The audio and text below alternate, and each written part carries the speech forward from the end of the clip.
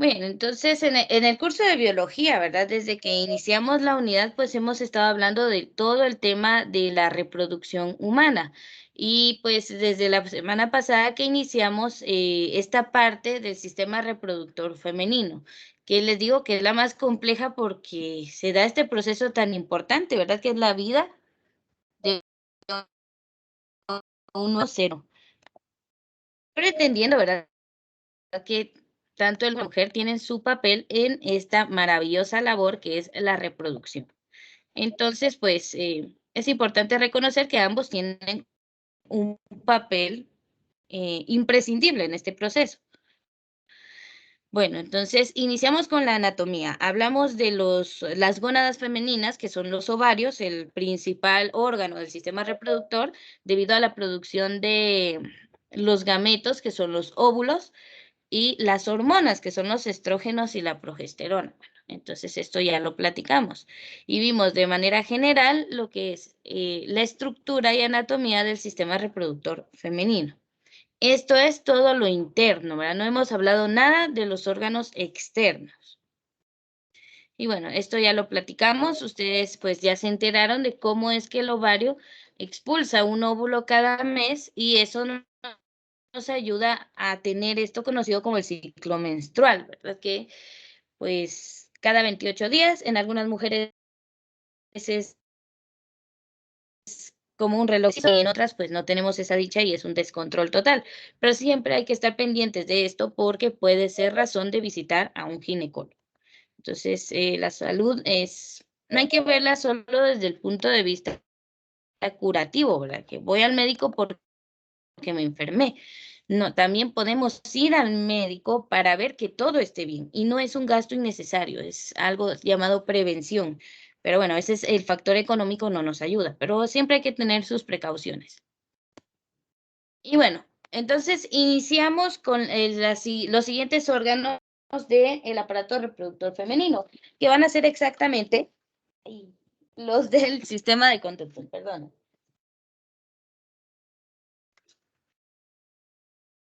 Acabo de tirar el cargador de mi computadora. Y antes de que se apague, ahí está. Bien, disculpen la interrupción.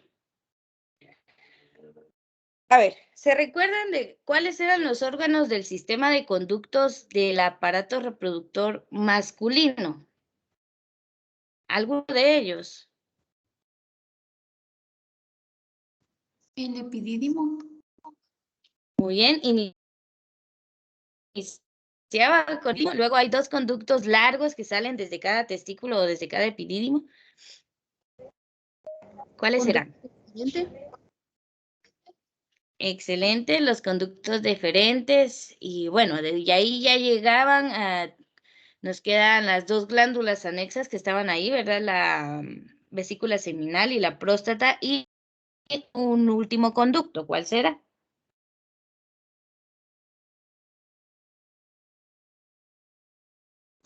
La uretra. Excelente, la uretra, ¿verdad? Eso es en el caso del sistema reproductor masculino. Vamos a encontrar esos órganos. Ahora, en el sistema reproductor femenino también hay un sistema de conductos, puesto que pues tienen que salir bueno, en este caso no son espermatozoides, sino los óvulos de cada ovario y pues tienen que llegar a donde deben. Entonces, pues vamos a encontrar todo un sistema que van a ser los tubos uterinos, que está el útero y la vagina que forman el sistema de conductos del tracto reproductor femenino. Es decir, esos son los principales conductos, aunque pues conducen a expulsar el óvulo. Cuando no se expulsa, pues ya sabemos que ya no se da ese proceso. Aquí imagínense, de este lado pues está el otro ovario con su propia trompa de falopio, ¿verdad? Pero estamos viendo solo la mitad de el sistema reproductor femenino.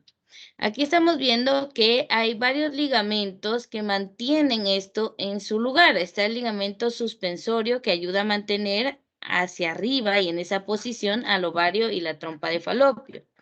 Está el ligamento ovárico, pues que lo mantiene unido hacia el útero. Hay otro ligamento redondo acá que ayuda a mantener el útero en su lugar.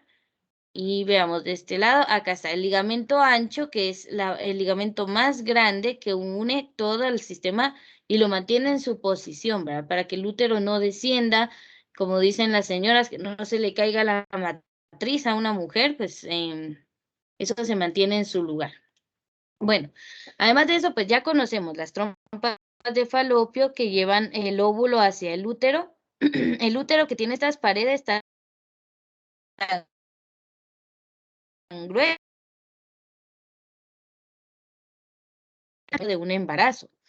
Y bueno, partes principales, pues la parte superior del útero se llama fondo y la parte siguiente pues es el cuerpo. Y también tiene un cervix o cuello.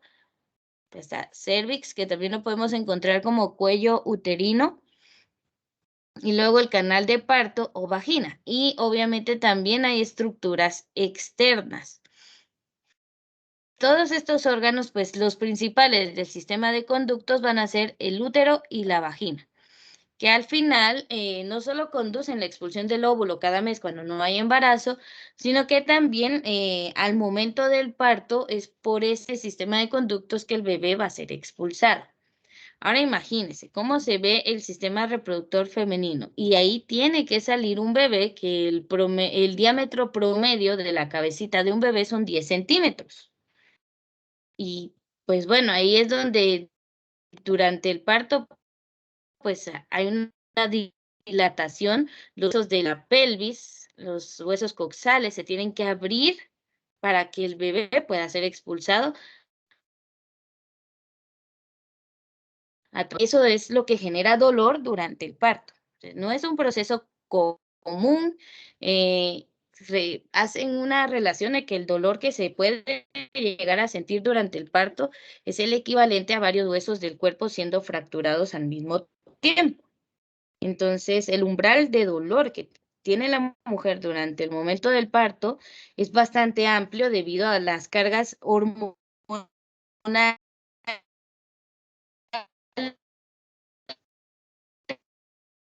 Dicen que si esto ocurriera en un hombre cuyo cuerpo no está preparado para producir esas hormonas, moriría de un paro cardíaco.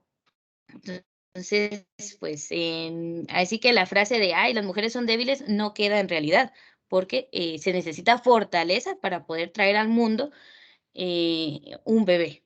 Entonces, créanme que no hay debilidad en una mujer. Igual fuera por operación, resistir una operación donde se abren 5 capas de tejido y prácticamente somos casi partidas a la mitad para poder dar a luz a un bebé, tampoco es debilidad. Entonces, no importa si es de forma natural o de forma por cesárea, el alumbramiento es un proceso que requiere mucha fortaleza de parte de las mujeres. Bueno, entonces, el sistema de conductos, miren, es el útero y la vagina, pero yo también incluiría las trompas de falopio, porque son parte de ese sistema de conductos, solo que la parte superior, ¿verdad? Entre el ovario y el útero. Entonces, yo también lo incluyo, en trompas de falopio. Entonces, las trompas de falopio dijimos que se llamaban así porque este es el apellido del anatólogo, del científico que las descubrió y las nombró así, pero también se les conoce como trompas uterinas. Y pues estas forman la parte inicial del sistema de conductos, ¿ven? Entonces sí es parte de. Entonces allí lo vamos a encontrar. Es donde a partir del ovario todo el resto de órganos pues ya son del sistema de conductos. Estas reciben al ovocito ovulado. Esto podríamos resumirlo como óvulo nada más. O sea, ovocito ovulado ya es el óvulo en proceso final de maduración que es expulsado del ovario. Y bueno, entonces, como son células y las trompas de falopio tienen más o menos 10 centímetros de longitud, para uno pues es un recorrido extremadamente corto, ¿verdad? Algo que no nos llevaría ni 2 segundos a atravesar 10 centímetros de longitud es nada para nosotros, pero para una célula diminuta, pues sí es un recorrido bastante largo. Entonces, todo ese tramo es un lugar en el que puede ocurrir la fertilización. que luego se puede fecundar allí.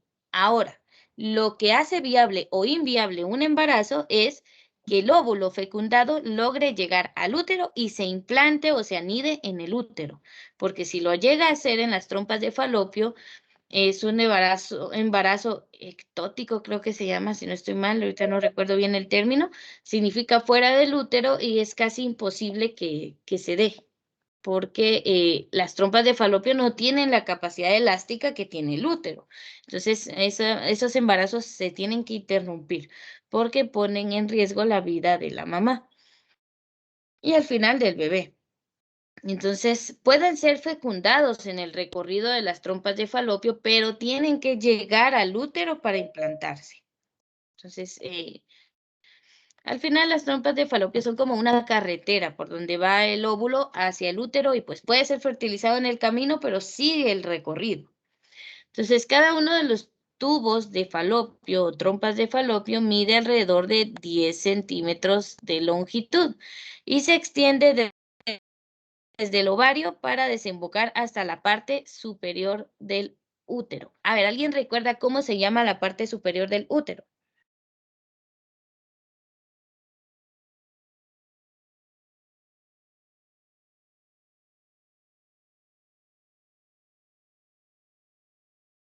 No, pues regresemos acá. Acá donde dice útero, pues sabemos que hay dos partes, la de arriba y el resto del útero. Entonces, ¿cuál de esas dos va a ser?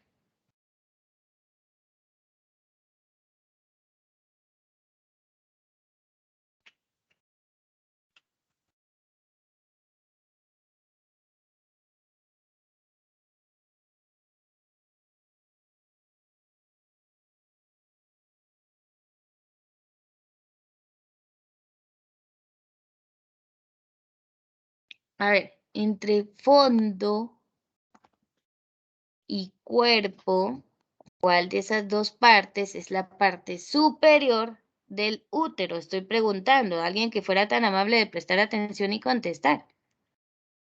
Fondo. Gracias. La parte superior del útero es el fondo. Allí es donde están conectadas las trompas de falopio y por ende es a donde va a llegar el óvulo fertilizado o no fertilizado luego de haber terminado el recorrido por las trompas de falopio.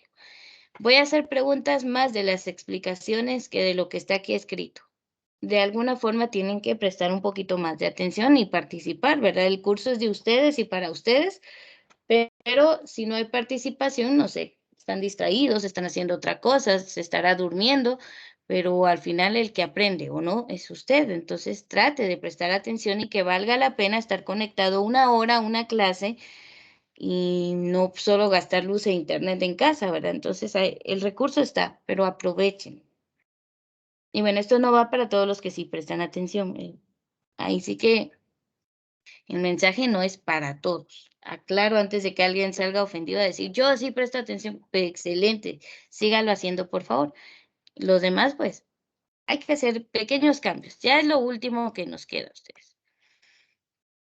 Aquí vemos una imagen más realista del sistema reproductor. Si usted quiere saber de qué libro se extrajo esta imagen, es de la página 555 del capítulo 16 de sistema reproductor del libro de Anatomía y Fisiología de la editorial Pearson. Bueno, no es por hacerles propaganda, pero cada quien tiene derechos de autor. Entonces, a ver, observemos. El útero se encuentra en la zona pélvica o de la cadera de la mujer, ¿verdad? Bueno, un poquito más arriba, es como en el vientre bajo. Vamos a encontrar allí este ligamento ancho que mantiene todas estas estructuras en su posición, o sea, no de la nada están así, sino que tienen que tener un sustento. Es este gran ligamento que ven acá, es tejido conectivo que ayuda a mantener todo pegado en su lugar. Los ovarios, esta pequeña inflamación que ven acá es una folículo en forma de vesícula. ¿Sí? Ya cuando va a ser expulsado el óvulo. Cuando es expulsado, lo recolecta la trompa de falopio, sigue su recorrido. Quizás aquí en alguna parte es fecundada por el espermatozoide Y pues entonces el óvulo ya fecundado sigue su camino hacia el útero, donde se tiene que implantar, es decir, pegarse a la pared y empezar el desarrollo de un bebé, ¿verdad? Ahí no lo voy a dibujar porque me va a salir una cosa terrible, pero se supone que eso se da ya en el útero. Allí es viable. Bueno, entonces aquí pueden ver entonces, esto amarillo acá en este ovario es un cuerpo lúteo, es decir, un folículo vesicular que acaba de expulsar un óvulo y que pues ya solo le queda degradar ese cuerpo lúteo. Entonces, todo este sistema que ven ustedes acá está diseñado exclusivamente para poder albergar una vida. Y bueno, aquí cosas nuevas que vamos a ver con relación a la imagen anterior es esta. La pared del útero, que es muy gruesa, perdón, ustedes pueden ver que va desde acá para acá, pues consta de 3 partes, que para los que han estudiado el sistema cardiovascular les va a ser muy parecido a las capas que tiene el corazón. Endocardio, miocardio y pericardio.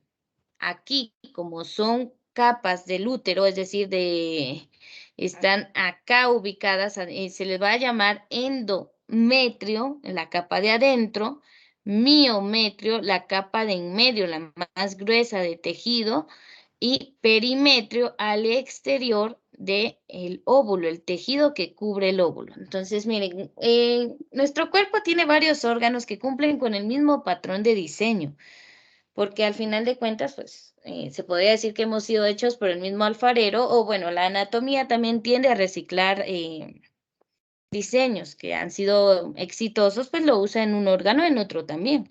Entonces, lo que son las paredes del útero se parecen mucho a las paredes del corazón, aunque obviamente por razones lógicas, las paredes del útero tienen una mayor elasticidad que las del corazón. O sea, el corazón tiene unas capas musculares suficientes para la sangre por todo el cuerpo.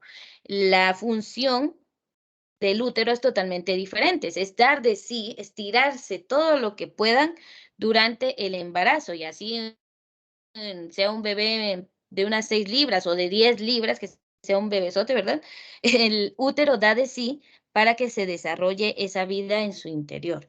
Entonces, podrán ser muy similares las capas de tejido, pero sus funciones son distintas. Estas son las 3 partes de la pared del útero: el endometrio, el miometrio y el perimetrio. A ver, aquí la más conocida es el endometrio, porque es la capa que se llena de sangre para formar una especie de colchoncito para el momento en el que haya un embarazo. Pero como digamos que este mes no hubo embarazo, entonces se desprende esa capa del endometrio y es expulsada. Esa expulsión pues se da a través de la vagina y ahí es donde se da la menstruación cada mes, ¿verdad? Eso es lo normal, ¿verdad? Bueno, entonces, estas capas son las nuevas, lo que hay que estudiar acá en esta presentación, en esta diapositiva, estas 3, por favor. Y comencemos a hablar del útero. El útero entonces está localizado en la pelvis, entre la vejiga y el recto. Entonces, esa ubicación es la que hace que una mujer embarazada, mientras más vaya creciendo el útero, tenga problemas con la retención de líquidos. O sea, siempre está corriendo al sanitario porque su vejiga se empieza a ver pues desplazada del lugar y muchas veces presionada.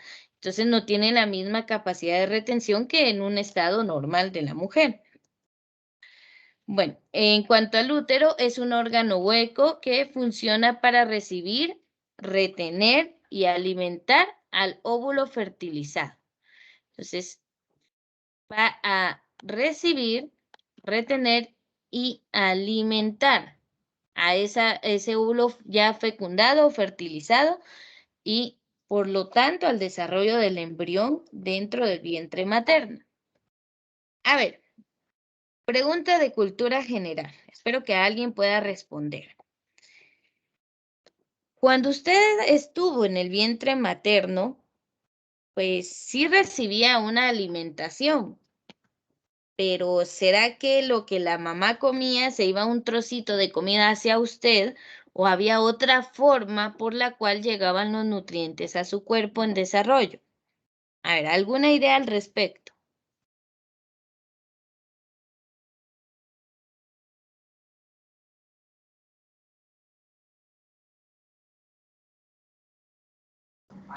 Por el cordón umbilical. Muy bien, excelente, por el cordón umbilical. A ver, ¿y cómo se llama la cicatriz que nos queda en el cuerpo de donde se corta el cordón umbilical? Ombligo.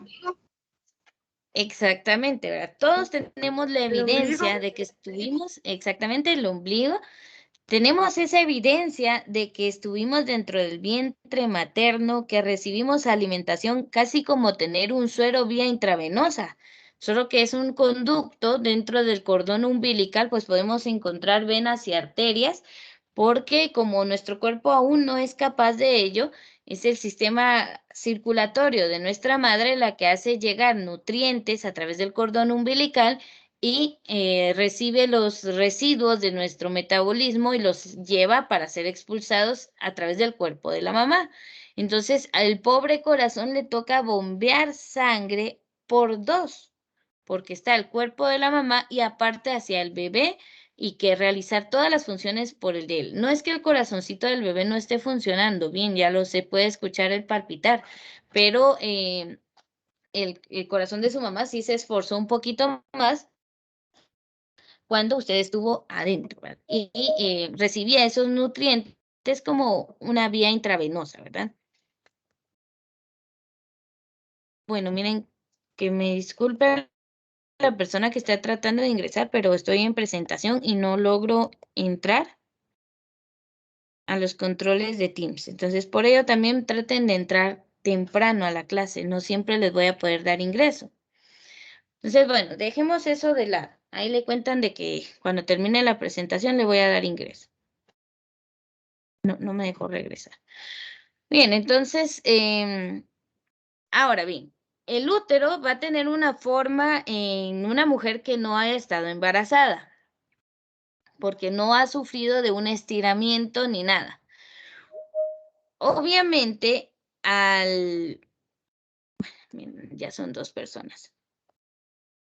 Ah, sí, ya logré entrar, permíteme, solo le voy a dar entrada a estas dos jóvenes. Ahí está. Obviamente, después de un embarazo, imagínense, el útero pasó estirado 9 meses. ¿Será que va a regresar exactamente al tamaño y forma que tenía antes? Pues la respuesta es un quizás, porque sí regresa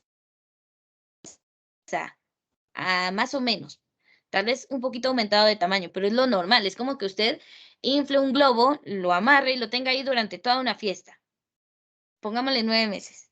Luego lo logra desatar y le saca al aire ese globo que se estiró durante tanto tiempo y tanto, al desinflarlo, jamás va a regresar a su posición y forma original. Entonces, lo mismo ocurre con el útero de una mujer. Entonces, pues va a tratar de regresar, pero no queda exactamente igual. Es normal, es natural. Entonces también es normal que después de un embarazo una mujer pues no tenga el vientre plano, sino que sea un poquito notorio. Obviamente eso ya sirvió para dar una vida. Entonces, pues igual que las estrías son evidencias de que se ha llevado a cabo el milagro de la vida, ¿verdad? Entonces no es algo para que sentirse mal.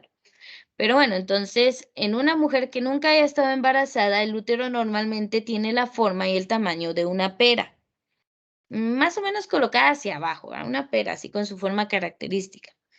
Ahora, durante la gestación, que es otra forma de nombrar al embarazo, el útero aumenta tremendamente de tamaño y puede sentirse con claridad por encima del ombligo en la última parte del embarazo.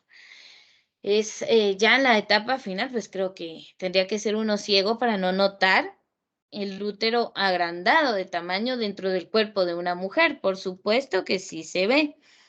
Y no sé, ¿verdad? Si ustedes han tenido la dicha de conocer a una mujer embarazada en sus últimos días de embarazo, que hay un dicho, ¿verdad? Que dicen que si le pueden poner la mano entre el busto y el estómago y ya caben 4 dedos, significa que el vientre ya bajó y que está a punto de dar a luz. Bueno, esas son creencias, ¿verdad? O costumbres que uno toma, pero en sí también se puede deber a que el bebé ya se pone en posición para ser expulsado, pero siempre con todo esto de los embarazos hay muchas creencias, tradiciones, cosas que las abuelitas dicen y pues que en algunas tienen razón y en otras pues no hay pruebas científicas que apoyen esas creencias, pero aún así pues son parte de la tradición de aquí en Guatemala, ¿verdad? Que siempre cuando la mujer está embarazada por primera vez va a escuchar miles de consejos y ya pues en próximos embarazos ella podrá tener ya un criterio propio, pero es parte de nuestra tradiciones, digámoslo así. Pero bueno, el útero está suspendido en la pelvis por el ligamento ancho, que fue el que vimos que cubre todo el sistema reproductor femenino y está anclado al anterior y posteriormente por el ligamento redondo y el uteroso, respectivamente. Ahora, quiero que piensen si han tenido ese contacto con una mujer embarazada. ¿Qué es lo primero que hacen cuando acaba de dar a luz a su bebé? Y entra la mamá o la abuelita y dicen, bueno, mija, vamos a ayudarla para que no se le caiga la matriz y que todo regrese a su posición. ¿Qué hacen con la mujer que acaba de dar a luz? La faja. Exactamente, la fajan. Ahora, esto lo hacen porque quieren ayudar, ¿verdad? Después el pobre útero pues tarda varios días, incluso semanas, en regresar a un tamaño más o menos similar al que tenía antes. Y al menos aquí en Guatemala, y no sé si es así en todas partes del mundo, pues lo primero que hacen la mamá o la abuelita al ver a la que acaba de dar a luz es llegar a fajarla, para ayudarle a que todo eso que se movió durante el embarazo pues regrese a su posición, ¿verdad? La idea es ayudarla a que regrese, ¿verdad? Ahora, miren, es un poco doloroso en las mujeres que han tenido sus bebés por cesárea. Hay que tener bastante cuidado, ya que la operación, pues, es una herida bastante grande. Entonces, sí es bueno, la verdad es que ayuda a que regresen los órganos a su lugar, pero todo con la medida correcta, ¿verdad? Hay quienes apretan demasiado la faja y eso pues genera también dolor. Entonces hay que tener cuidado, pero eso es lo que tienden a hacer, ¿verdad? Para que el útero logre regresar a su posición. Y bueno, esta es la estructura del útero. Como siempre, en la parte superior tenemos al fondo, luego está el cuerpo, que es la parte más ancha, y luego el cérvix, que es la parte más angosta y que determina el final del útero. El orificio del cérvix desemboca hacia la vagina.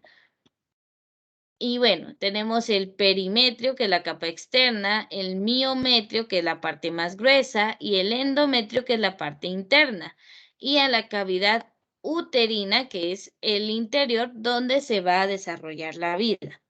Entonces, bueno, ahí tenemos las partes más principales. Por ejemplo, este istmo es un orificio interno donde se hace más angosta la estructura del útero y delimita entre el cuerpo y el cérvix. Miren, en Guatemala, lastimosamente, las mujeres no tenemos esa prevención con las enfermedades de este órgano tan importante. Y bueno, hay muchos casos de tumores en la matriz que se descubren ya cuando tienen el tamaño de una naranja y causan dolores extremos y sangrados profusos. O tampoco se distingue el cáncer de cérvix a una etapa temprana, porque a las mujeres no les gusta ir al ginecólogo. Obviamente, ¿verdad? Es un poco incómodo, pero hay que ir. Es como los hombres con los urólogos o con la prueba de la próstata, ¿verdad? El PSA, para ver si tienen problemas. Vamos al médico hasta que ya hay dolor, hay sufrimiento, hay síntomas, pero hay un examen que toda mujer en edad reproductiva tiene que realizarse, y principalmente si ya tiene una vida sexual activa o si está casada, pues, que es el Papa Nicolau. El Papa Nicolau consiste en tomar una pequeña muestra de las células del cérvix y se examinan y se pueden detectar cosas como el VPH, el virus del papiloma humano, o indicios del cáncer de cérvix. Entonces, es una prueba que se tendría que realizar al menos una vez al año cada mujer después de, pues bueno, haber iniciado una vida sexual. Entonces, es necesario. Ese es el examen que nos ayuda a prevenir. Pero muchas mujeres van cuando ya tienen problemas serios. Entonces, no, ese tiene que ser al menos una vez al año. Entonces, mujeres que no han pasado por su menopausia o incluso las que ya pasaron por ello, una vez al año ese examen para evitar o detectar al menos a tiempo el cáncer de cérvix o de cuello uterino. Bueno, estas serían entonces las estructuras del útero. La pared del útero que acabamos de ver, que está compuesta por el perimetrio, el miometrio y el endometrio, pues es gruesa y está compuesta por esas tres capas, ¿verdad? La interior o la mucosa es el endometrio. Interior, asociando con el prefijo endo, que significa dentro, ¿verdad? Entonces, permítanme, alguien está queriendo ingresar. Ahí está. Entonces, pues tenemos ahí esa capa adentro. Si ocurre la fertilización o fecundación, el óvulo fertilizado, realmente el joven embrión en el momento al que llega al útero, o sea, ya empieza esa división celular, el cigoto se divide en 2, luego en 4, en 8 y así, ya eso ya se llama mórula cuando hay muchos, ya varias células, y ya se llama embrión cuando empieza a desarrollarse la forma del ser humano, y feto cuando ya está formado y solo le queda crecer para alistarse para el parto, pues cuando ese óvulo realmente llega al útero, se entierra en el endometrio. A ese proceso se le llama implantación. O sea, el óvulo fecundado va y se entierra en el endometrio, se pega a él. En los primeros 3 meses, las mujeres embarazadas tienen que cuidarse bastante porque a veces el proceso de implantación sufre algunos desprendimientos y es cuando le dicen, bueno, tiene punto de aborto y lo mandan a la mujer a reposo total porque si hace un esfuerzo o movimientos bruscos, se podría terminar de desprender el embrión y ahí es donde se dan los abortos involuntarios. Entonces, hay mujeres que pues les toca estas amenazas de aborto que le llaman, donde si se llega a desprender totalmente el embrión, pues el cuerpo lo va a expulsar como que fuera la menstruación. Entonces, es bastante complicado, ¿verdad? Hay embarazos de alto riesgo con complicaciones, no todo es perfecto siempre, pero si se da normalmente la implantación y se logra pasar del primer trimestre de embarazo, pues ya es más factible que se dé con normalidad. Entonces, cuando se implanta el embrión en el endometrio, se queda allí durante el resto de su desarrollo. A ver, ¿cuánto tiempo dura el desarrollo de un embrión o feto? 9 meses. Exactamente, el mismo tiempo que el embarazo, pues es lo que le lleva a estar listo o lista, ¿verdad? Porque depende de si van a ser un niño o una niña. Entonces, cuando una mujer, ahora el caso contrario, ¿verdad? Cuando no está embarazada y pues el endometrio dice, se quedó con los colochos hechos, ¿verdad? Preparó todo, pero no hubo embarazo. Pues lo que ocurre es que este se desprende. Ese recubrimiento endometrial se desprende de forma periódica, normalmente cada 28 días, ¿verdad? Se preparó, se alistó, no hay embarazo, pues se va, expulsa ese recubrimiento que fabricó durante 28 días. Al no haber embarazo, el óvulo es expulsado, el endometrio también. Entonces, en respuesta a cambios en los niveles de las hormonas ováricas en sangre. Esto de las hormonas es bastante complejo en la mujer. Hay elevaciones de una hormona, descensos, y eso causa los cambios que tenemos durante el proceso de menstruación o de embarazo. Entonces, las hormonas son las que median todo esto. Por ello, cuando una mujer no tiene menstruación y no está embarazada, puede ser un problema con sus hormonas y tiene que ir al médico, no es normal. Tampoco es normal que una mujer pase hasta 15 días con la menstruación. Es un problema desastroso, aparte de que tanto desangrarse esta anemia le puede dar. Entonces, no es normal. Cuando hay problemas con esto, uno tiene que ir al ginecólogo porque lo más seguro es que alguna hormona esté descontrolada. Entonces, eso ya se encarga el ginecólogo de decirle, bueno, va a tomar este tratamiento o vamos a hacer una prueba a ver si no hay, a veces puede ser por problemas, tumores en la glándula hipófisis en el cerebro. Eso aumenta, por ejemplo, hormonas como la prolactina y puede causar problemas en las glándulas mamarias e incluso pues menstruaciones de 15 días. Entonces, no es a la ligera, para decir, ah, esta vez me duró 16 días y como si nada, no, hay que ir al médico. Y bueno, el último del sistema de conductos, el último órgano va a ser la vagina. La vagina es un tubo de paredes finas, de 8 a 10 centímetros de longitud. Bueno, ¿de qué depende esto? Realmente depende mucho del cuerpo de la mujer. Obviamente no va a ser de la misma longitud en una niña, una adolescente, una mujer adulta de baja estatura, una mujer adulta de alta o gran estatura, pues va a ser diferente, depende de cada persona. Estas son medidas, pues, estándares, pero que no se aplican a todas las personas. Se encuentra entre la vejiga y el recto, al igual que el útero, solo que el útero está arriba y la vagina abajo. Y se extiende desde el cérvix, que es el cuello del útero, hasta el exterior del cuerpo. A ver, por esa ubicación, y va desde el útero hasta el exterior, es que se le llama canal del parto. ¿Qué significa canal del parto? A ver, ¿alguna idea?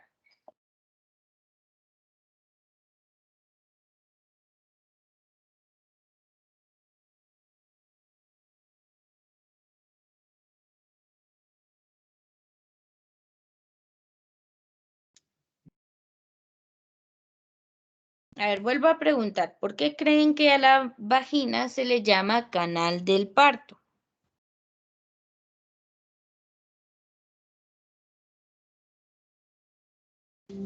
Porque por ahí pasa el bebé. Muy bien, exactamente. Por allí es que se va a expulsar el bebé. O sea, simplemente, pues bueno, la vagina no tiene problema con expandirse al momento de que pase el bebé. Eso no es en sí lo que genera tanto dolor. Bueno, el orificio externo sí hay mujeres que sufren desgarres cuando pasa el bebé, pero el dolor más que todo es por esa dilatación que tienen los huesos de la cadera. Son 10 centímetros los que tienen que abrirse. Entonces, esos son las contracciones y esos, pues, dolores tan terribles durante el parto. Y miren, no es por asustarlas, ¿no? Pero sí para que uno razone en qué momento de su vida, pues, va a pasar por esto. Primero, hay mujeres que pues dan a luz en cuestión de 3, 4 horas. Empiezan los dolores y en 4 horas ya nació su bebé. Todo bien. Hay mujeres que tardan hasta 12 horas en trabajo de parto. Inician las contracciones, pero no dilatan. El bebé no está listo y un montón de cosas. Hasta 24 horas. Entonces, pasar 24 horas con contracciones de que los huesos se están separando, pues hay que estar ya, el cuerpo tiene que estar totalmente preparado y eso ya se da en la edad adulta, no en la adolescencia. Entonces son cuestiones que a veces pues las jovencitas y los jóvenes también no se ponen a pensar. Entonces, no solo hay que estar preparados biológicamente, miren, traer un bebé al mundo involucra procesos financieros, darles ya un hogar, no que amontonarnos con los papás o con los suegros, eso no es correcto, ¿verdad? Ya uno tiene que estar preparado en todos los aspectos de su vida para darle una vida digna a los hijos, porque ellos no piden venir, somos los adultos o somos los padres los que decidimos o por descuido, ¿verdad? A la edad incorrecta, pues traer un hijo al mundo, pero sea por descuido o porque se haya querido, los hijos no tienen la culpa, entonces merecen ser tratados dignamente y tener una vida digna, porque nadie pidió venir a sufrir al mundo, ¿verdad? Mira, ayer me causó un poquito de tristeza, no un poquito, mucha, que fui con mi hermana a la capital, que me hizo un favor de ir a recoger un título, y por ahí en la zona 10, en un semáforo, una nena como de unos 6 años, llevando de la mano a su hermanita como de 3 años, a media carretera, sin fijarse en semáforos, nada, tratando de atravesar. Entonces con mi hermana les dimos vía, el carro de a la par no, le bocinamos para que frenara y no, pues no le pasara nada a estas niñas. Y al verlas correr al otro extremo de la calle, habían una señora como con 4 niños más.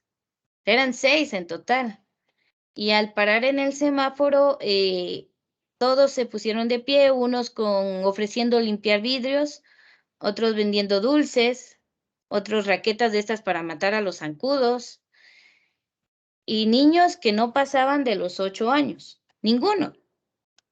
Y recuerdo que, bueno, con mi hermana tenemos corazón de pollo, entonces les dimos unas monedas a uno y luego llegaron otro y luego llegaron todos a la ventana, entonces uno quisiera poder apoyarlos, pero no tenemos las posibilidades, ¿verdad? Todo el tiempo. Pero digo yo, realmente esos niños no pidieron venir al mundo a sufrir o a vivir en ese tipo de condiciones.